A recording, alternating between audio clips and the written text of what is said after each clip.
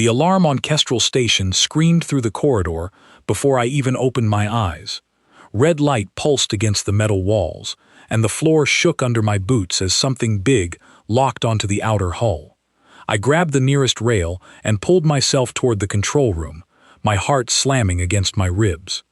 3 days ago, I was the only living soul left on this station after the supply ship never came back. Now something else had found me, and it was not being gentle about it.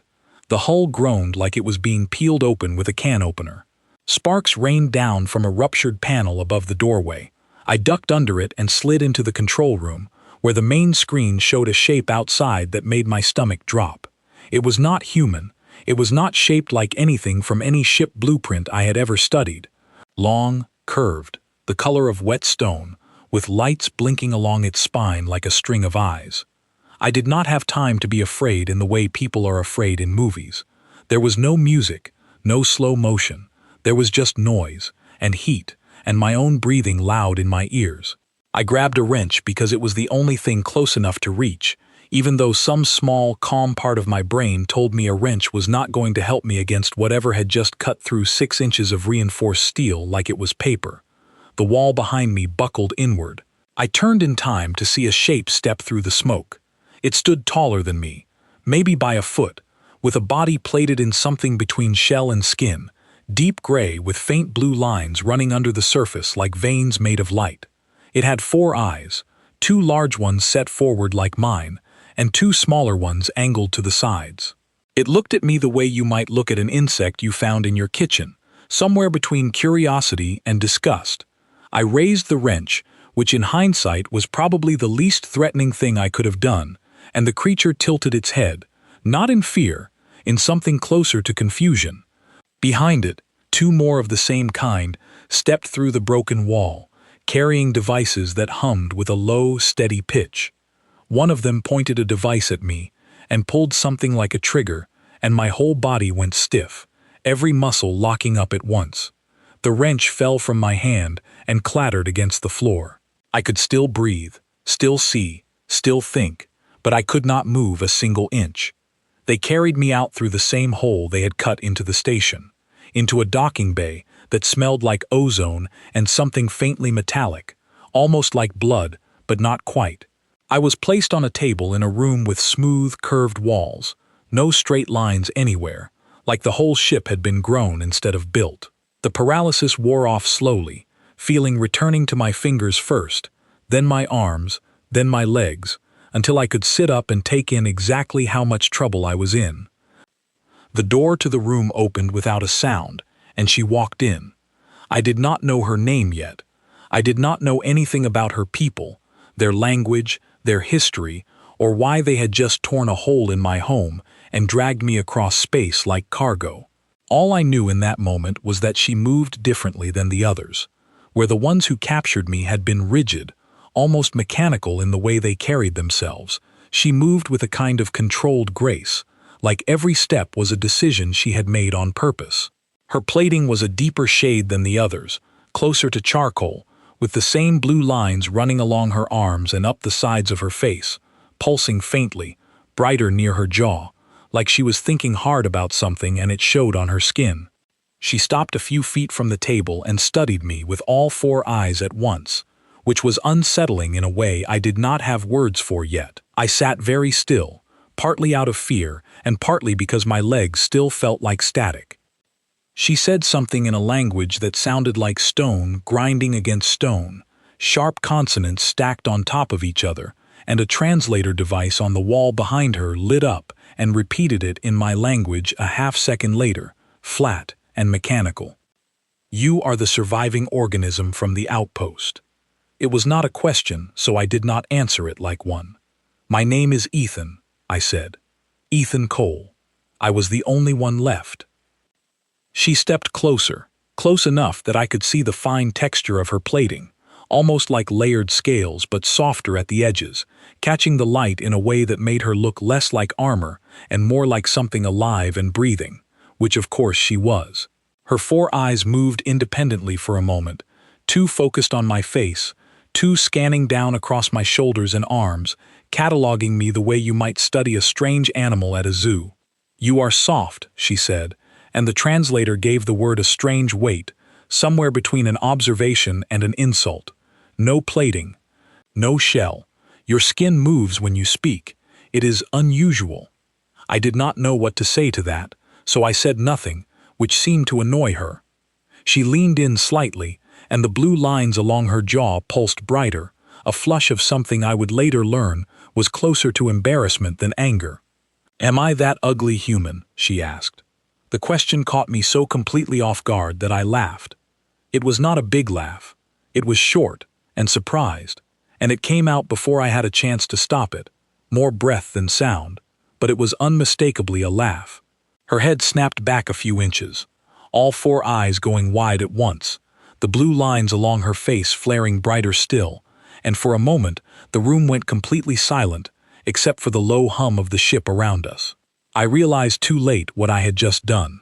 I was a prisoner on an alien ship, sitting in front of a creature who could probably end my life with one motion of her hand, and I had just laughed in her face after she asked if she was ugly. My brain scrambled to catch up with my mouth, trying to figure out how to undo the last 3 seconds. "I'm sorry," I said quickly, holding both hands up in what I hoped was a universal sign for "I mean no harm." "I wasn't laughing at you. I mean, not like that. I wasn't laughing because you're ugly. You're not ugly. That's not why I laughed." She did not move. Her eyes stayed locked on me, sharp and unreadable, and the silence stretched long enough that I started sweating despite the cool air in the room. "Then why," she said slowly, each word deliberate, "did you make that sound?" I opened my mouth to answer and realized I did not actually have a good answer. Not one I could explain quickly, not one that would make sense to someone who had never seen a human laugh before and clearly did not understand what it meant. The truth was complicated. The truth was that her question had been so unexpected, so strangely vulnerable, coming from something that had just torn open a space station with what looked like effortless strength, that my mind had short-circuited and produced a laugh instead of a sensible response. "It's hard to explain," I said instead, which was true, but clearly not satisfying to her. She straightened up, the blue lines along her jaw slowly dimming back to their resting glow, but her posture had changed. She was no longer studying me like an insect. Now there was something sharper in the way she looked at me, something closer to suspicion, mixed with an emotion I could not quite name yet. "The others said humans make strange noises when threatened," she said, more to herself than to me, glancing briefly toward the door, where I assumed the two who had captured me were standing just outside. "They did not say the noises would be aimed at us." "It wasn't aimed at you," I said again, trying to keep my voice steady, trying to sound like someone who was not currently terrified out of his mind. "Where I come from, laughing isn't always about finding something funny. Sometimes it just happens when you're surprised, or nervous, or when something catches you completely off guard." She tilted her head again, that same gesture from before, and I was starting to realize it was not confusion exactly. It was closer to how a person raises an eyebrow, a small physical question mark. "You were surprised," she repeated, testing the word. "Very," I said. "You just tore a hole in my station, knocked me out with some kind of paralysis weapon, brought me onto your ship, and the first thing you asked me was if I thought you were ugly. That's not exactly what I expected." For a moment I thought I saw something shift in her expression, a flicker of that blue light along her jaw brightening and then fading fast, like she was suppressing whatever reaction had almost surfaced. When she spoke again, her voice had lost some of its sharp edge, though it was still guarded. "What did you expect?" she asked. I thought about it honestly, because it seemed like the moment called for honesty rather than something clever. "I don't know," I admitted. "Maybe questions about the station, or about Earth, or maybe you'd just decide I wasn't useful and get rid of me. I didn't expect you to ask me something so personal." She was quiet again, and this time the silence did not feel as dangerous. It felt like she was actually thinking, weighing something in her mind that had nothing to do with protocol or interrogation. Behind her, one of the two who had captured me stepped partway into the room, said something quick and clipped in their language, and she answered without turning around, a short, dismissive sound that sent him back out into the corridor. "You will remain here," she said, turning her attention back to me. "There are decisions to be made about what happens to you. Until then, you will not be harmed."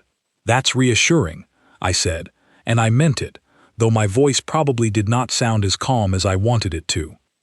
She moved toward the door, then paused halfway there, glancing back at me over her shoulder in a motion that felt almost hesitant, which seemed strange for someone who had walked into the room with such total control just minutes earlier. "Your laugh," she said. "Does it always mean the same thing? Surprise?"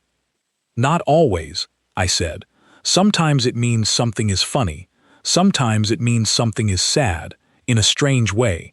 Sometimes people laugh when they're scared, just to make the fear smaller. It depends."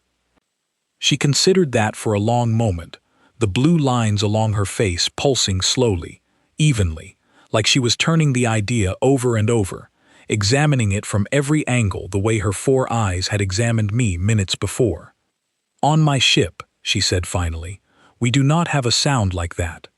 When something surprises us, we go still. When something troubles us, our light dims. There is no sound that means many things at once." "That sounds simpler," I said. "It sounds," she said, "less confusing." Then she left, the door sliding shut behind her without a sound, and I was alone in the curved, smooth room with nothing but the low hum of the ship and the memory of her 4 eyes staring at me like I was the strangest thing she had ever encountered. I sat there for a long time afterward, running the whole conversation back through my head, trying to understand what had just happened. I had been captured by an alien species I knew nothing about, dragged onto a ship built from materials I could not identify, and somehow the most dangerous moment of the entire encounter had not been the paralysis weapon or the hole torn through my station. It had been a single unscripted laugh, slipping out before I could stop it, and the strange, unreadable look on her face afterward, like I had said something that mattered far more than I understood. I did not know her name yet. I did not know what species she belonged to, or what her people wanted with Earth, or whether I would ever see my own planet again. But I knew one thing with complete certainty as I sat in that quiet, glowing room, waiting to find out what would happen to me next. Whatever had just passed between us in that first conversation, it was not going to be the last time she asked me that question. The door opened again 3 hours later, though I only knew it was 3 hours because a small clock built into my wrist unit was somehow still counting Earth time, a strange comfort in a place that otherwise felt like it belonged to no time at all. Instead of the woman with the charcoal plating, 2 different figures entered, taller than her, their plating a paler gray, almost silver, with none of the blue light running under their skin. Their eyes were smaller, all 4 of them fixed forward, instead of 2 facing sideways, giving them a colder, more clinical look. "Stand," one of them said through a translator clipped to a strap across its chest. I stood, mostly because refusing seemed like a bad idea when I was still recovering feeling in my legs from the paralysis weapon. They walked me through corridors that curved instead of turning at sharp angles, past rooms filled with equipment I could not begin to understand, past other members of the crew who stopped what they were doing to watch me pass. I felt like an animal being walked through a zoo on display, every eye following me, some curious, some clearly hostile. None of them laughed, or smiled, or reacted the way a human crowd might. They just watched, still and silent, their expressions unreadable to me in a way that made my skin crawl more than the hostile stares would have. They brought me to a larger room, round like the others, with a raised platform at the center where several figures stood in a loose semicircle. I recognized her immediately among them, the charcoal plating and the blue lines along her jaw setting her apart from the others, though she did not look at me right away. Her attention was fixed on an older figure standing at the center of the group, his plating a dark, weathered gray, cracked in places like stone that had been through too many storms, his 4 eyes deep-set and heavy-lidded. "This is the survivor," the older figure said, and though the translator gave it a flat, mechanical tone, something in the way the words were spoken carried weight, like every syllable had been chosen carefully. "Seratil, you have interacted with it. Report." So that was her name, Seratil. I turned the syllables over in my mind, trying to memorize them the way you memorize something important, because some instinct told me it was going to matter. She stepped forward, her posture straightening, and when she spoke, her voice was steady and clipped. All business. Nothing like the careful, almost hesitant tone she had used with me in the small room. The organism is intelligent. It communicates in complex patterns and appears to understand instructions given in our language once translated. It shows no immediate signs of hostile capability. And the reports of unusual behavior? The older figure asked, and I felt my stomach tighten, because I had a feeling I knew exactly what he meant. Seratil hesitated for the first time since she had started speaking, and I watched the blue lines along her jaw flicker, just slightly, before she answered. The organism produced a vocalization I have not observed before. A short, expelled breath, repeated in a pattern. It claims the sound is not always hostile. Claims, the older figure repeated, and the word came out sharp, almost mocking. You allowed it to explain itself.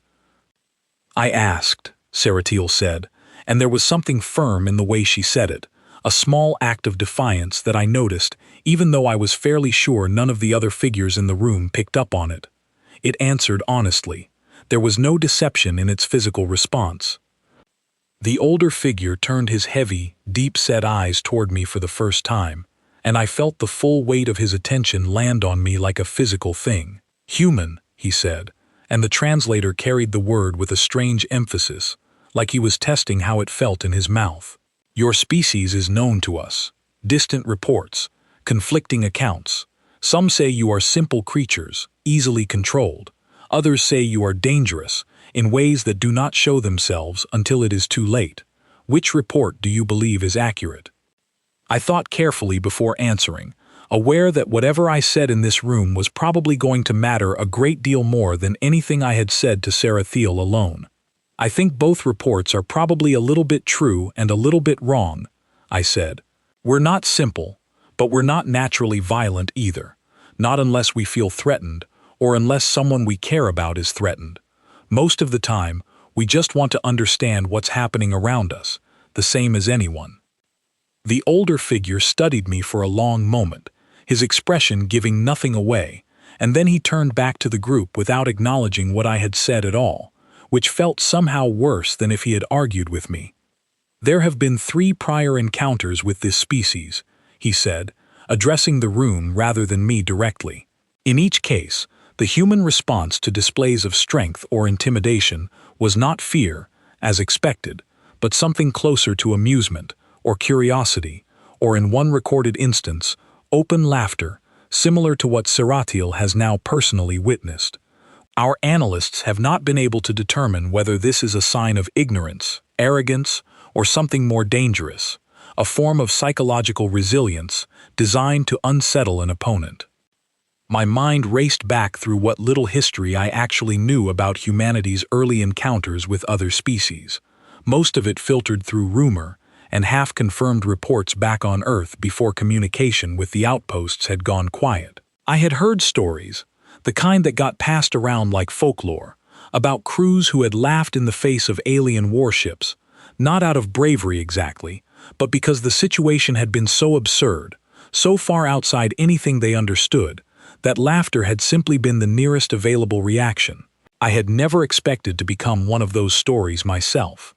It's not a strategy, I said, before I could stop myself, and every set of eyes in the room turned toward me at once. I know it probably looks like one from the outside, but it's not something we plan. It just happens, when something surprises us badly enough, or when a situation feels too strange to process any other way. Laughing is sometimes what comes out, instead of screaming or freezing. It doesn't mean we're not afraid. Sometimes it means the opposite. The room was silent for a long moment after that, and I could feel Seratil watching me from where she stood, though I did not dare look directly at her, worried that acknowledging her too openly in front of the others might make things worse for both of us. An involuntary response, the older figure said slowly, turning the idea over. Not calculated. Not a weapon. No, I said, just human. He made a low sound in his throat, something between a hum and a growl, and I could not tell if it meant he believed me or simply that he was considering the possibility. "The Ashen Council will decide what becomes of this outpost survivor," he said finally, addressing the room again. "Until that decision is made, it will remain aboard this vessel, under supervision. Serathil, since you have already established communication, you will oversee it." I saw something flicker across Serathil's face, quick enough that I almost missed it, gone before the older figure had even finished speaking. Whatever it was, she did not argue, only inclined her head in a gesture I was starting to recognize as their version of agreement. They marched me back through the curved corridors afterward, past the same silent, watching crew members, back to the small room where I had first woken up. Serathil walked beside the two escorts this time instead of behind them, and though she did not speak to me during the walk, I caught her glancing my way more than once, her four eyes moving independently, two watching the corridor ahead and two flicking toward me every few steps, like she was still trying to figure something out.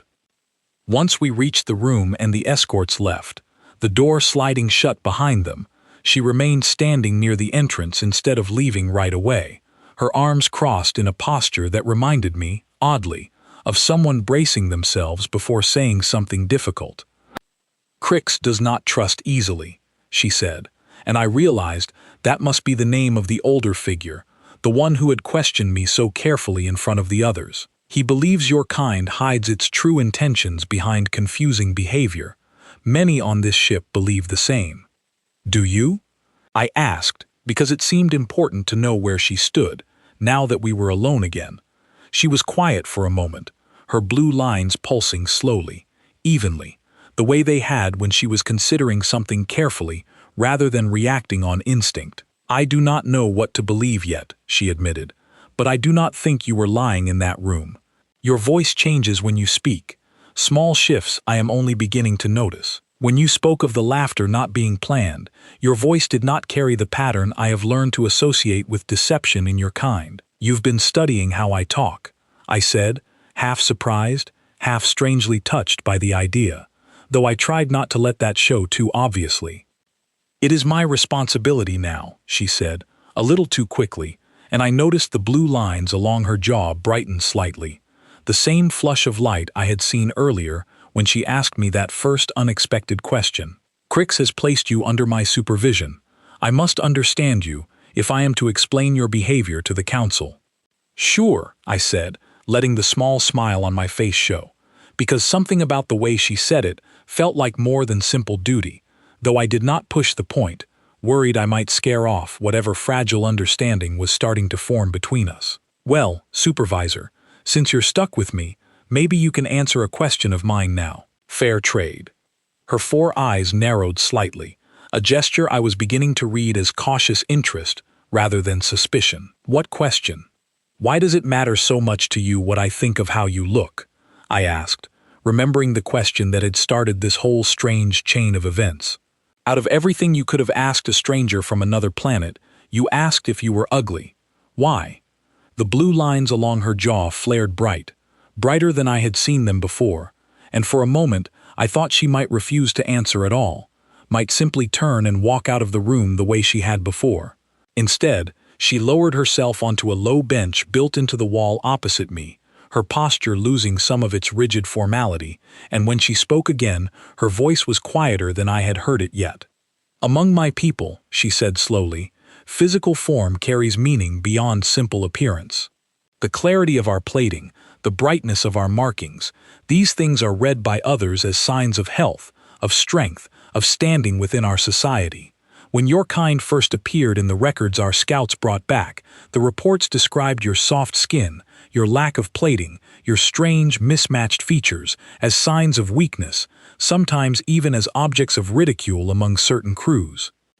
I felt something tighten in my chest at that, an old familiar sting of being judged by a standard I had never agreed to and could never meet, though I said nothing, letting her continue. "When I first saw you," she said, "clearly you did not resemble anything I had learned to consider a threat, or even anything I had learned to consider whole. I wondered, briefly, foolishly, whether the reverse might also be true. Whether my own form, so different from yours, might appear as strange, or as lacking, in your eyes as your form appeared strange in ours. That's why you asked, I said quietly, understanding settling over me slowly, because you were worried I'd think you looked wrong, the same way your people think about us.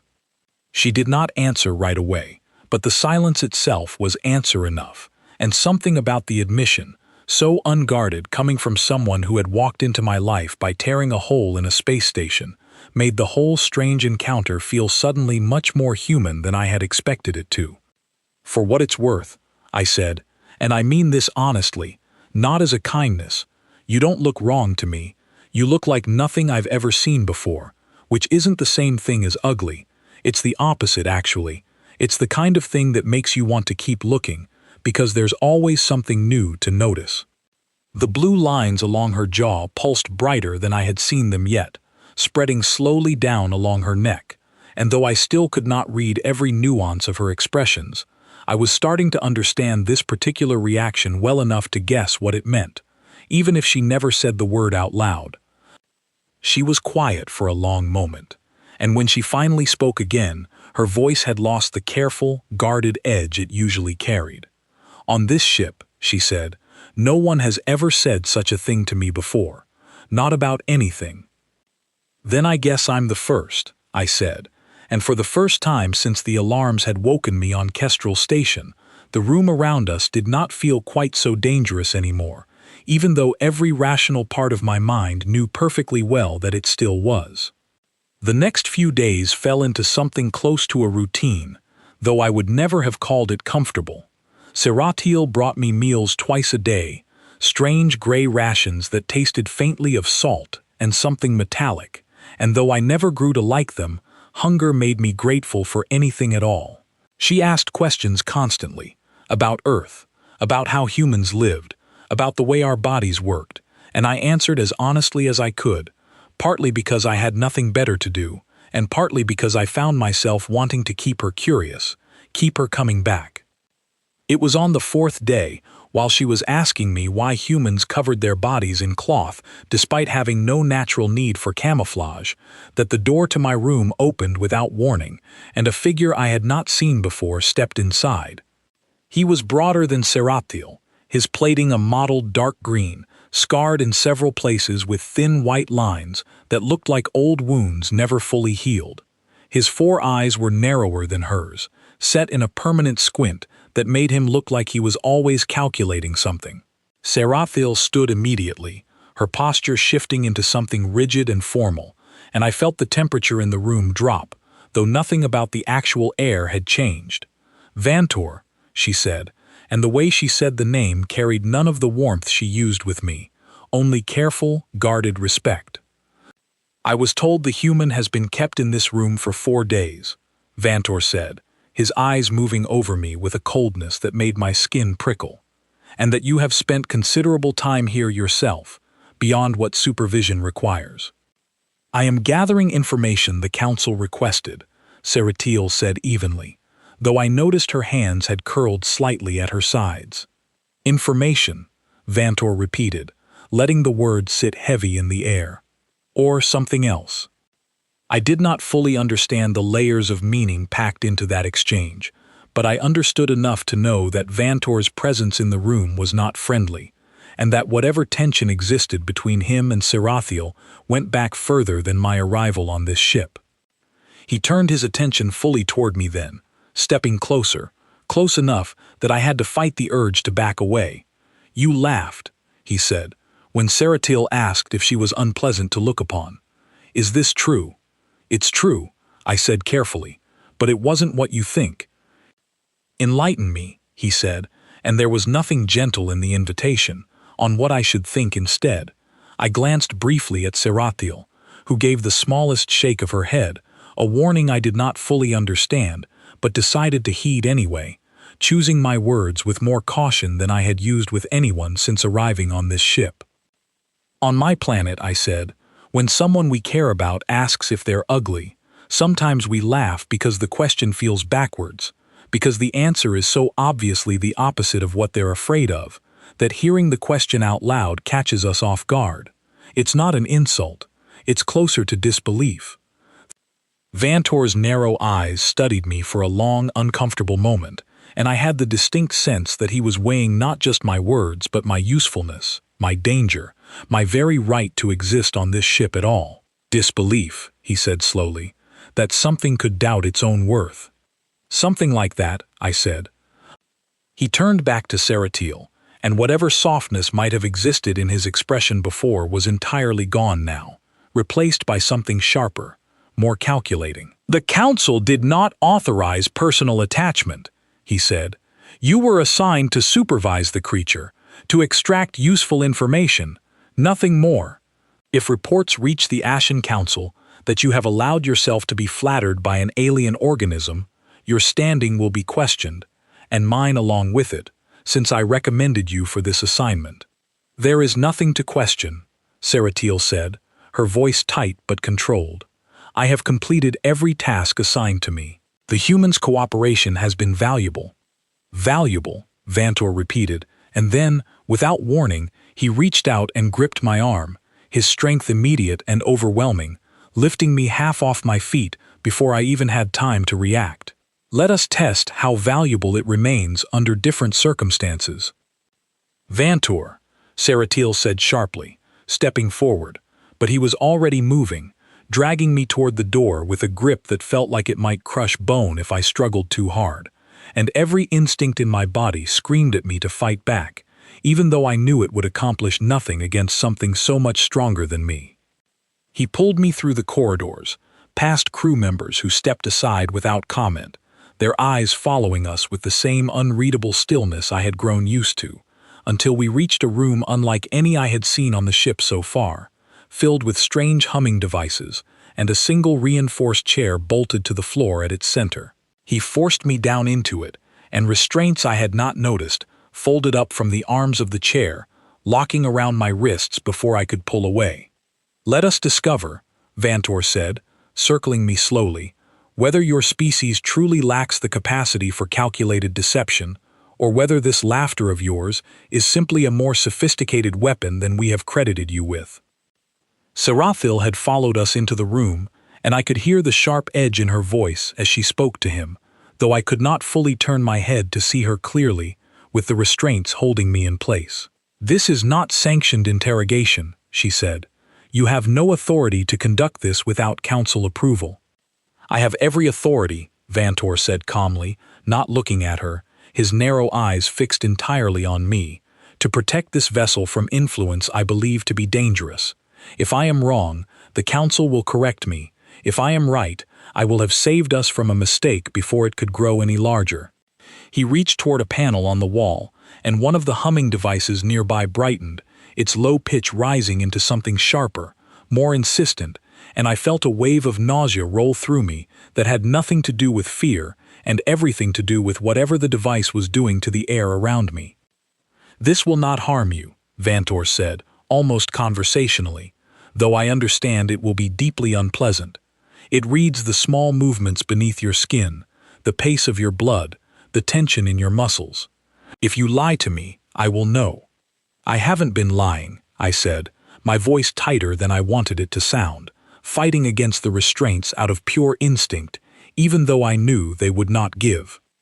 Then this will be quick, Vantor said, and began asking questions, sharp and rapid, about the strength of human weapons, about the location of Earth, relative to the outposts his people had already scouted, about whether my laughter had been a signal meant for some hidden ally, about whether Saratil had shared information with me that she should not have. I answered each question honestly, my voice shaking more with every passing minute, not from any physical pain, but from the sheer disorienting pressure of the device, which made my thoughts feel slow and heavy, like wading through water.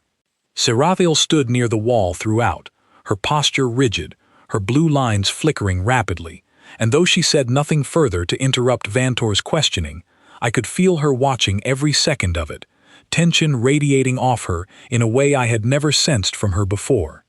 Finally, after what felt like an hour, but was probably closer to 15 minutes, Vantor stepped back from the panel, and the humming device dimmed, the pressure in my head easing enough that I could breathe properly again. "No deception," he said, more to himself than to either of us, sounding almost disappointed by the result. "The creature has told the truth in every response." "I told you it would," Saratil said, and there was an edge of quiet anger in her voice, now that she had not allowed herself to show while the questioning was underway. Vantor released the restraints with a sharp motion, and I pulled my wrists free, rubbing at the marks left behind, my whole body trembling slightly from the after-effects of the device. "The Council will still be informed of my concerns," he said, straightening his posture, some of his earlier coldness returning now that the immediate test was over. "Truthful does not mean harmless. A creature can believe its own honesty and still carry influence it does not understand." He left the room without another word, his footsteps fading down the curved corridor, and for a long moment neither Saratil nor I said anything at all, the silence heavy with everything that had just happened. "I'm sorry," she said finally, crossing the room to where I still sat in the chair, her voice quieter than I had heard it since our very first conversation. "I should have prevented that. I did not expect him to act without council approval." "It's not your fault," I said, though my voice still shook slightly, the after-effects of the device lingering in my chest like a held breath I could not quite release. "You tried to stop him." "It was not enough," she said, and there was something raw in the admission, something that told me this was not the first time she had watched someone she cared about suffer while feeling powerless to stop it. "On this ship, my standing is not as secure as I would like it to be. Vantor has influence with certain members of the Council. If he decides you are dangerous, his voice will carry weight, regardless of what tests prove otherwise."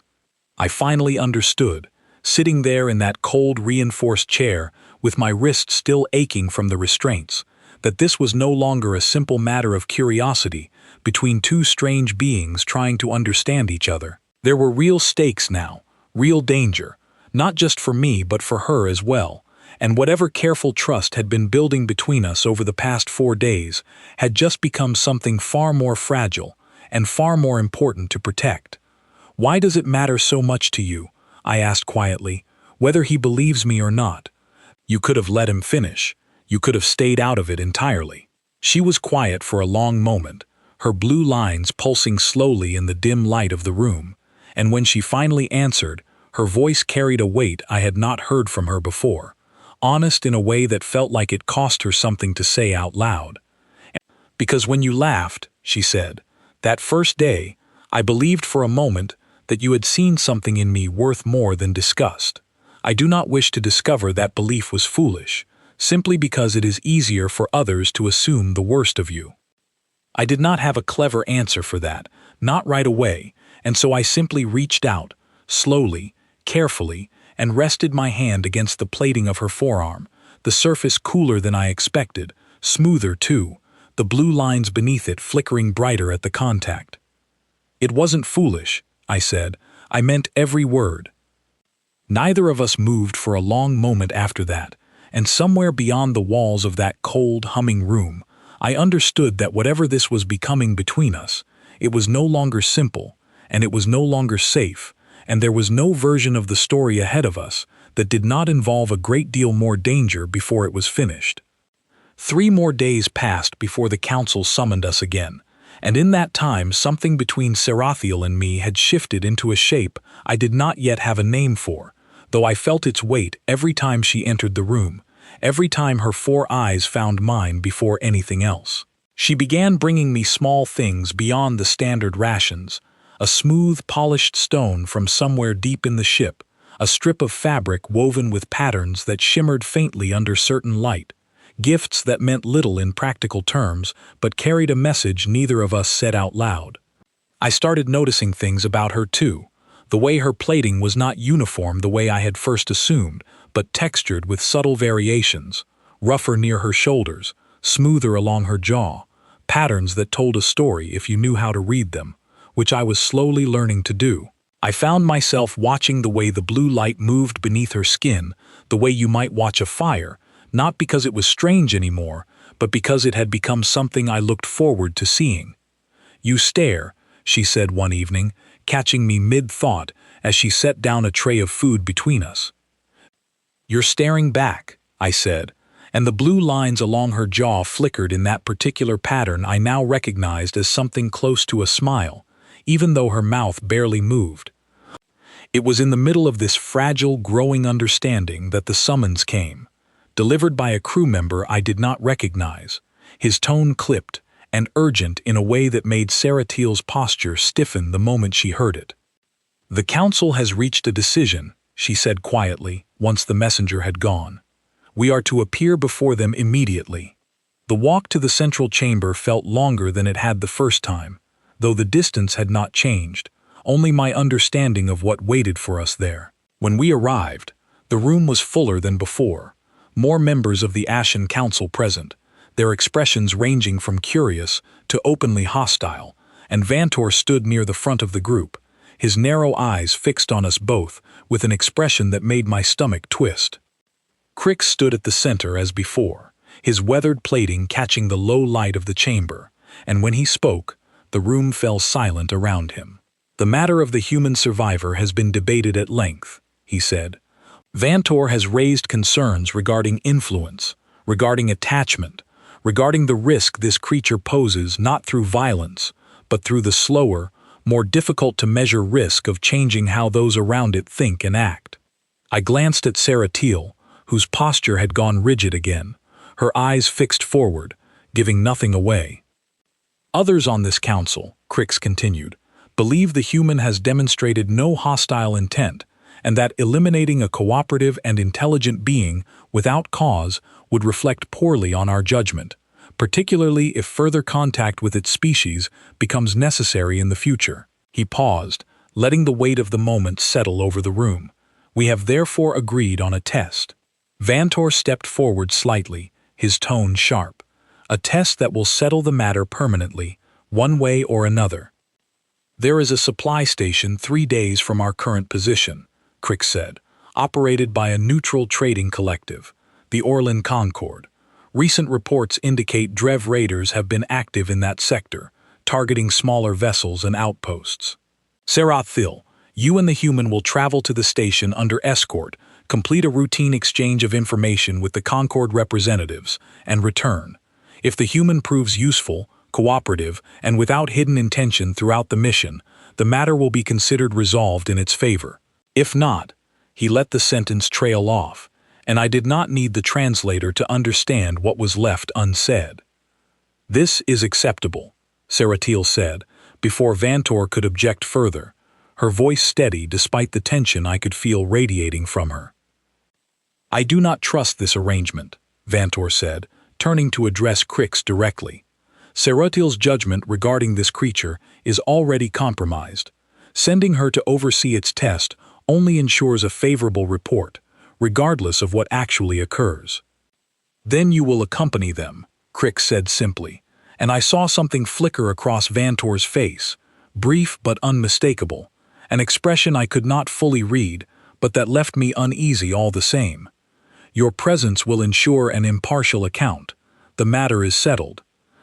We left the chamber not long after, and the walk back to my room was quiet, tense, in a way that had nothing to do with fear of the mission itself, and everything to do with the presence of Vantor now looming over whatever chance we had at proving my worth to people who had already decided, in some cases, that I was not worth proving anything about at all. "He will look for any excuse," Seratiel said once we were alone again, her voice low. "Any misstep, any moment that can be twisted into something dangerous. You must be careful, Ethan, more careful than you have ever needed to be." "I'll be careful," I said, and I meant it, though some quiet part of me understood that careful might not be enough if someone was determined to find fault regardless of what actually happened. The journey to the supply station took 2 days rather than 3, the ship moving faster than I expected once it left the region. Seratiel's people patrolled regularly. I spent most of the trip in a smaller room near the docking bay, watching through a narrow viewport as the stars shifted slowly outside, Seratiel visiting when her duties allowed, Vantor never far behind, always watching, always silent in a way that felt more threatening than any open hostility could have been. The Orlan Concord station came into view on the second day, a sprawling structure built from mismatched sections that looked like they had been added over decades by different hands, lights blinking unevenly across its surface, ships of a dozen different designs docked along its edges. It was the first time since my capture that I had seen evidence of a wider galaxy beyond Saratil's people, proof that the universe was far larger and stranger than the narrow slice I had encountered so far. We docked without incident, and the exchange itself proved almost disappointingly routine. A Concord representative, a small, quick-moving being covered in fine fur the color of rust, met us in a receiving room and traded data crystals with Saratil while barely glancing in my direction, more interested in the details of trade routes and resource availability than in the presence of a human standing quietly nearby. It was on our way back through the station's main corridor, heading toward our docked ship, that everything changed. The lights along the corridor flickered once, then dimmed entirely, plunging the hallway into a dull red emergency glow, and a low alarm began pulsing somewhere deep in the station's structure. Saratil's posture snapped immediately into alertness, her hand moving to the weapon at her side, and Vantor, walking a few paces behind us, did the same. "Drev," Vantor said, his voice tight. "This is their signature. They disable primary lighting before boarding." "How would they know to target this station now, at this exact time?" Saratil said, and there was something sharp in her voice, something that made me look at her more closely. "Unless someone informed them of our schedule." Vantor did not answer, and in the dim red light I could not read his expression clearly enough to know whether her suspicion had landed anywhere close to the truth, though the way his eyes shifted away from hers for just a moment told me everything I needed to know, even if I could not yet prove it. There was no more time to argue about it.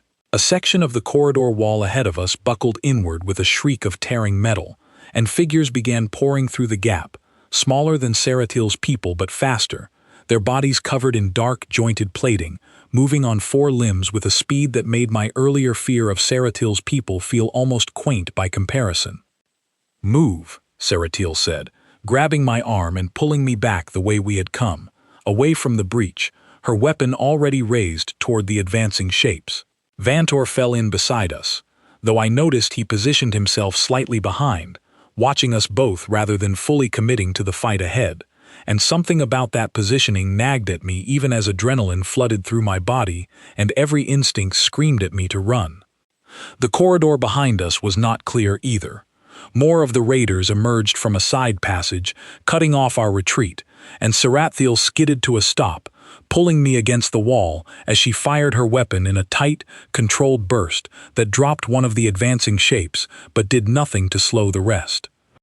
"There are too many," she said, her voice tight but steady, still scanning for any opening, any path forward that did not lead directly into the teeth of the ambush closing around us. I looked around desperately, my mind racing through everything I had seen since arriving on this station, searching for anything that might help, and my eyes landed on a maintenance hatch set low into the wall a few feet away, half hidden behind a support strut, the kind of access point that existed on every station I had ever worked on back home, meant for crews to reach wiring and life support systems without disrupting main corridors. "There," I said, pointing. "That hatch. It has to lead somewhere. Maintenance tunnels usually connect to multiple sections." Saratil glanced at it, then at me, a fraction of a second of hesitation that felt impossibly long given the chaos closing in around us, and then she nodded sharply. "Vantor, cover the hatch. We will need time to open it." Vantor did not move immediately, and for one terrible moment I thought he might simply stand there and let the raiders close the distance, might let this entire situation resolve itself in exactly the way that would prove every suspicion he had voiced about me correct. But then he raised his weapon and fired past us into the advancing shapes, buying the seconds we needed while Saratil wrenched the hatch open, the metal groaning in protest. "Through, now," she said, and I did not need to be told twice, scrambling into the narrow, dark tunnel beyond, the smell of ozone and old machinery thick in the confined space. Saratil followed close behind, and Vantor came last, sealing the hatch behind him with a heavy metallic thud that muffled the sounds of the fighting outside to a distant, dull roar. We moved through the tunnel in near total darkness, Saratiel's hand finding mine at one point to guide me around a sharp turn, her grip firm and warm despite the cool plating of her fingers, and I held on without thinking twice about it, grateful for the anchor in a moment that felt otherwise completely out of control. This was not a random attack, Saratiel said quietly, once we had put enough distance between ourselves and the breach that she felt safe speaking above a whisper. The timing was too precise. Someone shared our schedule. "You are accusing me," Vantor said from behind us, his voice low and dangerous in the darkness. "I am stating a fact," Saratiel said, not turning around, and drawing the only conclusion that fits the evidence available. "You did not fire until the last possible moment. You positioned yourself behind us rather than beside us. If this test was meant to prove something about the human, perhaps it was also meant to prove something about how far certain members of this crew would go to ensure it failed." Vantor said nothing, and in the silence that followed, thick and heavy in the cramped darkness of the tunnel, I understood that whatever answer he might have given would not have mattered, because the truth of the situation was already becoming clear in the only way that counted, through actions rather than words. We reached a junction where the tunnel split in two directions, faint light bleeding in from somewhere further along the left passage, and Saratiel paused, her grip on my hand tightening slightly as she listened, all four eyes narrowed in concentration. "That way leads back toward the docking section," she said, nodding toward the light. "If we can reach our ship before the raiders regroup, we can break away from the station entirely." "And if they've already found it," I said, voicing the fear that had been building in my chest since the moment the lights first went out. "Then we improvise," she said, and despite everything, despite the danger pressing in from every direction, I found myself almost smiling at the steady, unshakable confidence in her voice, the same quality that had first caught my attention days ago in a cold, curved room on the other side of the galaxy from everything I had ever known. We moved forward together into the light, the sound of the raiders' pursuit growing louder somewhere behind us, and I understood, with a clarity that cut through even the fear flooding my system, that whatever happened next would decide far more than just whether I survived this ambush. It would decide whether Saratiel survived it too, and whether the fragile, strange, impossible thing growing between us would ever have the chance to become anything more than a memory cut short in a dark maintenance tunnel, far from either of our homes. The light ahead grew brighter as we pushed forward, and within a few dozen steps the tunnel opened into a narrow service platform overlooking the docking bay, where our ship sat waiting, its hull catching the dim emergency lighting in long silver streaks. Below us, the bay was chaos, more raiders swarming through a second breach they had cut into the station's outer wall, Concord crew members scattering for cover, weapons fire lighting up the dark in short, sharp bursts. "Our ship is still intact," Saratiel said, scanning the scene below with quick, sharp movements of her eyes. "But the raiders are between us and the boarding ramp. We cannot reach it directly." "There has to be another way in," I said, my eyes moving desperately across the platform we stood on, searching for anything useful, and they landed on a control panel set into the wall a few feet away, dim but still active, a small screen flickering with station schematics. "Wait, there, a secondary access line. It looks like it runs along the underside of the platform toward the far side of the bay." Saratiel moved to the panel, studying the schematic with quick, practiced efficiency, and nodded once. "It will bring us out close to the ship's rear hatch, away from the main fighting. It is narrow, but it should hold our weight." Vantor had said nothing since the accusation in the tunnel, his expression unreadable in the dim light.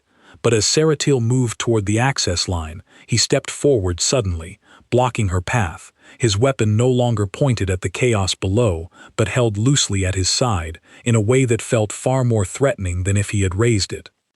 "Before we go further," he said, "I want the truth.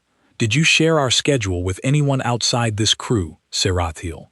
Anyone at all? Perhaps someone eager to prove the human's usefulness by staging a rescue?" The accusation hit like a physical blow, absurd and infuriating in equal measure, and I felt anger flare hot in my chest, sharper than the fear that had been driving me until that moment. "That's insane," I said, stepping forward despite every instinct telling me not to provoke someone holding a weapon. "She's been trying to keep me alive since the moment I got here. Why would she stage an attack that nearly got us both killed?" "To make you appear valuable," Vantor said, his narrow eyes flicking toward me with cold precision. "A crisis survived together creates loyalty, trust built on shared danger. It would not be the first time such a strategy has been used."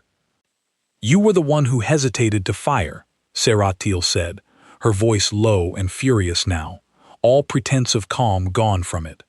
"You were the one positioned to let us fall, while appearing blameless. If anyone arranged this ambush, Vantor, look first at yourself before you accuse me of treachery to protect your own failures." For a long moment, the two of them stood facing each other on that narrow platform, weapons at their sides, the fighting below continuing without pause, and I understood that whatever answer came next would determine far more than just who was telling the truth. It would determine whether we survived long enough for the truth to matter at all. Then, below us, a stray shot from the fighting in the bay struck the platform's support strut only a few feet from where we stood, sending a shower of sparks across the metal floor and knocking Vantor off balance for just a moment, his weapon slipping from his grip and skittering across the platform toward the edge. I did not think. I moved, closing the distance and grabbing his arm before he could recover his balance, pulling him back from the edge of the platform where he had stumbled dangerously close to falling into the chaos below. It was not a calculated decision, not a strategy, not an attempt to prove anything to anyone.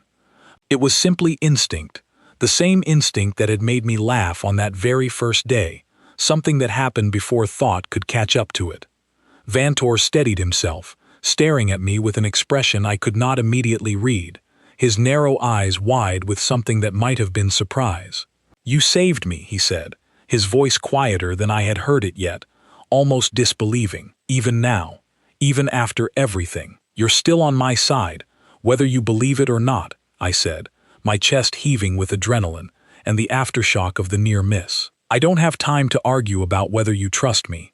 I just don't want anyone to die on this platform who doesn't have to."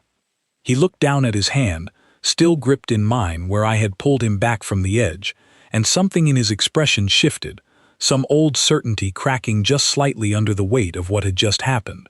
He said nothing further, only retrieved his fallen weapon and turned back toward the access line Seratil had identified, his posture different now, less rigid, though I did not have time to examine the change any further before the sound of raiders climbing toward our position from below reached my ears. "They've spotted us," Seratil said sharply, already moving toward the access line. "We need to move now." We climbed down onto the narrow service line running along the underside of the platform, the metal groaning under our combined weight, the sounds of fighting growing louder as we made our way across the bay toward the ship's rear hatch. Twice, raiders spotted us from below, their fast, jointed limbs scrambling up support struts with terrifying speed, and twice Vantor turned to fire down at them with cold, precise shots that dropped them before they could close the distance, his earlier hesitation entirely gone now, replaced by something that looked a great deal like determination. We reached the rear hatch just as a third group of raiders broke away from the main fighting to pursue us directly, their attention drawn by the noise of our escape, and Seratil worked frantically at the hatch controls while I stood beside her, watching the approaching shapes with a fear that had gone past panic into something colder and more focused. "It's not responding," she said, her voice tight with frustration, slapping at the control panel as the raiders closed the remaining distance. "The station's power fluctuations have locked the external controls." "Move," I said, pulling her back from the panel and driving my elbow hard into the release mechanism beside it, the same kind of manual override I had used a dozen times on Kestrel Station during power failures, muscle memory taking over where technical knowledge failed. The hatch groaned, resisted for one agonizing second, and then slid open just as the first of the raiders reached us. Vantor turned and fired point-blank into the creature's chest, dropping it inches from where I stood, and Seratiel grabbed my arm, hauling me through the open hatch as more shots rang out behind us, Vantor covering our retreat with a focused intensity that left no doubt about which side of the conflict he had finally, truly chosen. We scrambled into the ship's interior, and Seratiel slammed her hand against the interior control panel, sealing the hatch just as another raider slammed against it from outside, the metal shuddering under the impact but holding firm. For a moment, all three of us simply stood there, breathing hard, the sound of the fighting outside muffled now by the ship's hull, and I realized my hands were shaking, adrenaline still flooding through my system with nowhere left to go. "We need to launch immediately," Seratiel said, already moving toward the cockpit, "before they breach the hull directly, or the station's defenses mistake us for hostiles in the chaos." The launch sequence took only minutes, though it felt like hours, the ship shuddering as it disengaged from the station and pulled away into open space, the chaos of the battle shrinking behind us until it was nothing more than distant flashes of light against the dark hull of the Orlan Concord station. I sat in a jump seat near the cockpit, still catching my breath, watching Seratiel's hands move with practiced efficiency across the controls, and beside me, Vantor stood silently, his weapon finally lowered, his expression distant, like he was working through something he had not expected to have to reconsider.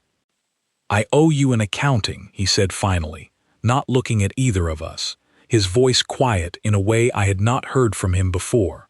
"I believed, truly believed, that your presence aboard this ship represented a danger we did not fully understand. I was prepared to see that danger removed, by whatever means proved necessary." "And now?"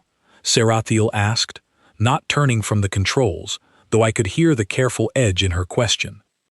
"Now," Vantor said slowly, "I have watched this creature save my life on a platform where it would have cost him nothing to let me fall. I do not yet understand your kind, human, but I understand loyalty when I see it demonstrated, and I understand deception well enough to know it does not look like what I witnessed today." I did not know what to say to that, so I said nothing, letting the silence stretch until Seratiel finally guided the ship into a smooth, steady course back toward her people's main vessel, the stars outside the viewport settling into calm, familiar patterns after the chaos of the last hour. The debriefing before the council, when it finally came, was shorter than I expected.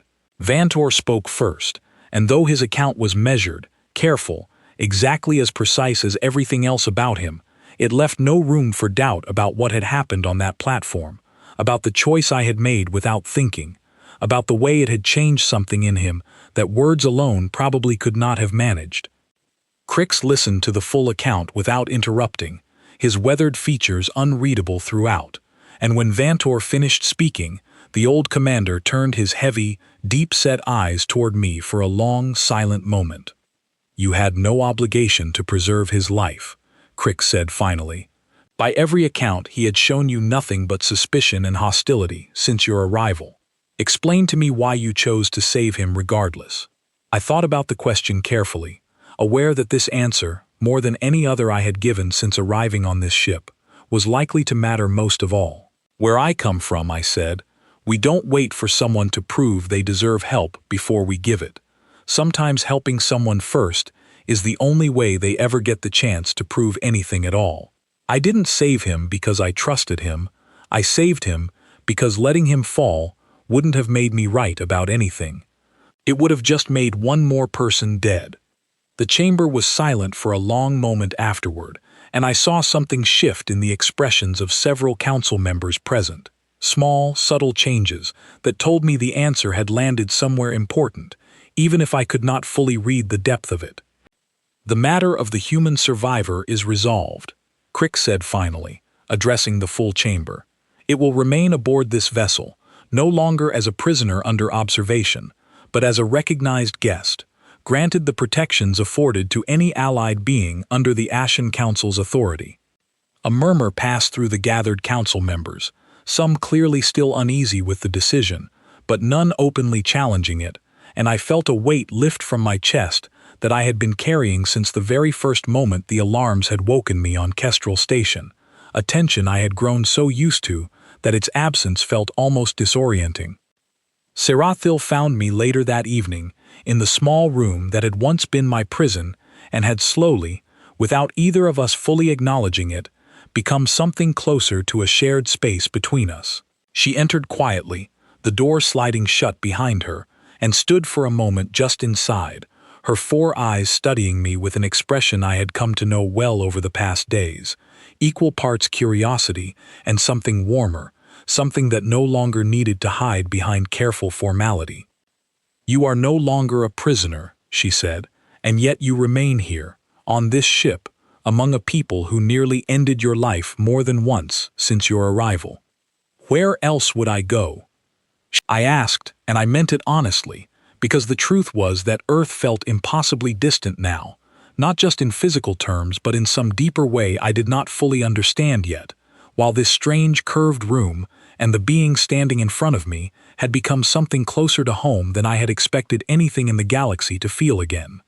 She crossed the room slowly and sat beside me, closer than she ever had before, the blue lines along her jaw pulsing steadily, in a rhythm I had learned meant calm, meant contentment, meant something I did not need a translator to understand anymore. "Ethan," she said, and there was something different in the way she said my name now, softer, more familiar. "That first day, when you laughed after I asked if I was ugly to you.